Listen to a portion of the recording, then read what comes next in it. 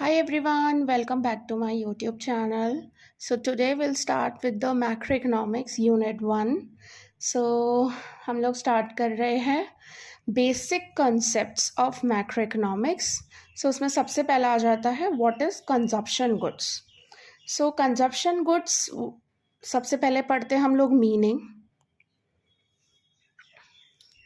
Those goods which directly satisfy the consumer wants, कि जो directly consumer की ज़रूरतें पूरी कर सके, ऐसे गुड्स को हम लोग क्या कह रहे हैं? Consumption goods.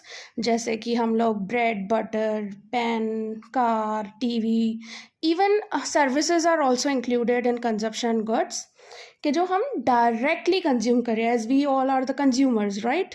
तो हम लोग जो डायरेक्टली चीज़ें यूज़ कर रहे हैं हमारी ज़रूरतों के लिए, ऐसे गुड्स को हम लोग क्या बोल रहे हैं? Consumption goods. So there are 4 types of consumption goods. First one, that is a durable good. Durable, the word durable का मतलब सिंपल सी है कि जो लंबे समय तक गुड्स चल सके, use for the several years, और जिनकी वैल्यू भी हाई रहती है. सो टीवी, कार, एसी, ये सब चीज़ें आ जाती है. Then we have a non-durable. Non-durable, so that's the opposite of the durable, also called as a perishable goods.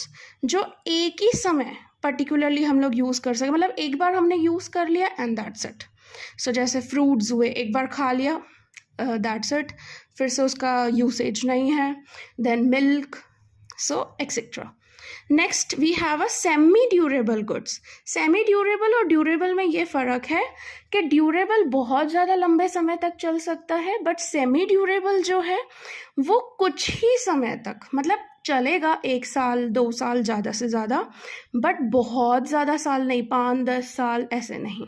सो से फॉर एग्जांपल फर्नीचर, क्लोथ्स, ये सब चीज़ें हम लोग सेमी ड्यूरेबल गुड्स के एग्जाम्पल में पढ़ते हैं. And then we have a services, because ultimately consumption goods के अंदर गुड्स एंड सर्विसेज दोनों की बात होती है, because as we are the consumers, तो हम लोग गुड्स और सर्विसेज दोनों चीज़ें कंसिडर करते हैं. So what is services? That is a non material goods. Say for example services of a doctor, teacher, और any professional. Okay, so this is actually the concept of consumption goods.